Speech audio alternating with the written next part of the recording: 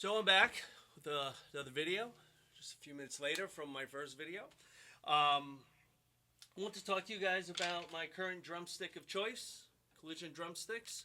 I use the 2B wood tip, and I want to tell you just a short story on how that came to be.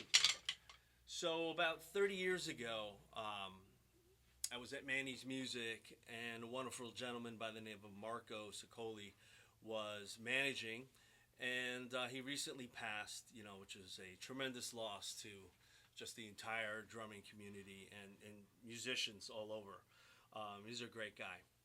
But he was one of those people who would, try to help you out before you made it and really didn't need anyone's help.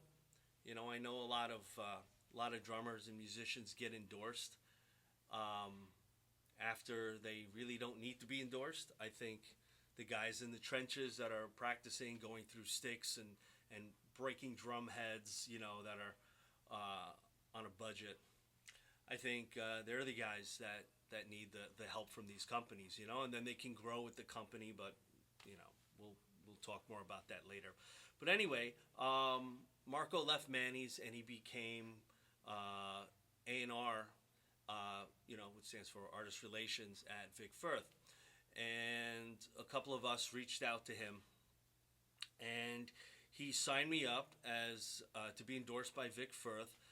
It was actually through what they used to call the PDT program, which stood for Private Drum Teachers Program.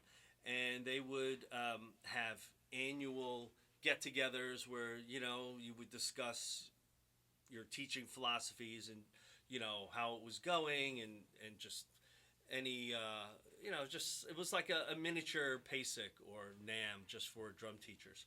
So I used to go to a couple of those. It was just nice to know that, the company and the drummers and teachers that were working with the company were all kind of on the same page.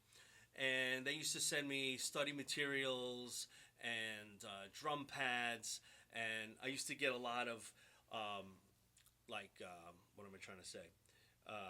Like prototypes, like product testing. They would send me like some weird sticks or some kind of crazy invention that they were working on, and they wanted feedback like, hey, what'd you think? Did you share this with your students? And we used to get little knickknacks here and there that we can give out for Christmas or whatever. So it was really great, and I used to order my sticks directly through Vic Firth. Now, it wasn't like, I guess, what we call like an A-level endorsement, where you're just like, send me some sticks, and they're like, here's a box,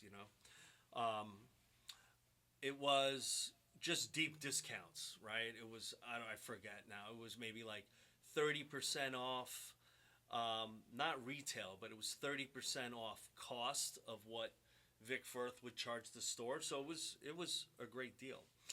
So I would order my sticks and whatever. This is decades long.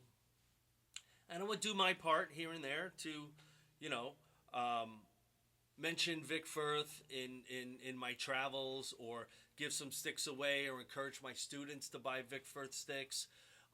Whenever a holiday came, like Christmas, for instance, I would give out Vic Firth sticks to all my students, just to spread the brand. I figured that was my share of the whole deal. And then during COVID, like right in the middle of it, I guess it was like late 2020, I heard that there was some kind of regime change within Vic Firth, and I believe they dropped a ton of drummers and teachers that they were endorsing that weren't like on this A level, or at least I like to think that, and it wasn't just let's just drop Phil Bloom. So the way I learned about that was part of the reason for my bitterness. Not so much that they dropped me, but one of my students, who we still talk to this day, he's a dear friend of mine. Paul So is his name. I told you I was going to name names. He on my email, I have like a signature where I put all my links, like this company, that company, Instagram, and whatever. And he clicked on the link for my Vic Firth profile, and he's like, hey, it says page not found. And I'm like, that has to be a mistake, So I called Vic Firth, and they're like, oh, sorry, I don't know what to tell you. So I was more angry, hurt and angry were kind of, pretty much balanced there. Because, we had a good working relationship basically for my entire life. And I had, I don't know, 3 dozen, 4 dozen sticks. And the stick I used was this Vic Firth AS5B, which you should not buy. And luckily, my son, Jake, who is a fantastic drummer himself, he likes those sticks, so I can just say, "Oh, here you go," So they're not going to waste. But anyway, so I have all these sticks left over that now he's inheriting. But I felt like I needed to find a new drumstick company. Not so much that I needed to find another endorsement where I can get deals or whatever, but I was kind of bitter about it, to be honest. I felt like every time I would play with Vic Firth sticks, it was like the song of betrayal that I would be playing, And every time I'd look at them, I'd be like, "Oh, those are the guys," It's just like scorn, I guess, if you will. So I searched the globe for different sticks, and nothing felt right from ProMark or Vader or Regal Tip, and so I started going to more like boutique and obscure brands, and I came across Collision. And the awesome thing about them, although they are located in the UK and it's a little awkward to have this overseas situation going, is that the sticks are super durable.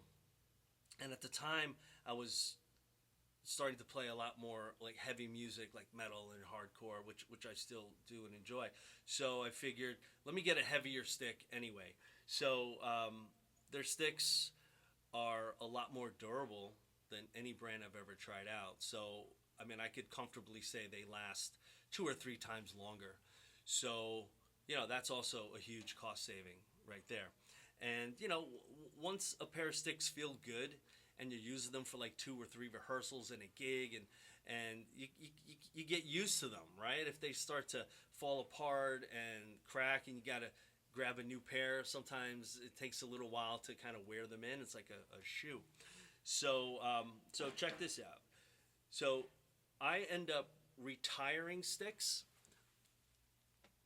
I don't know if you can see this, that it just bends. I end up retiring sticks before they break. And, I just throw them into my fireplace, which is nice. They burn like crazy too. But, yeah, they don't break. They get destroyed, which is also a really great feeling. Here's another one that's like incredibly annihilated, but I could still play with these. They have a weird vibration, of course, but they're still usable even in this decrepit state. So I don't know. I've been with Collision forever. They just started shipping sticks from the United States, which is good if you guys are interested in that.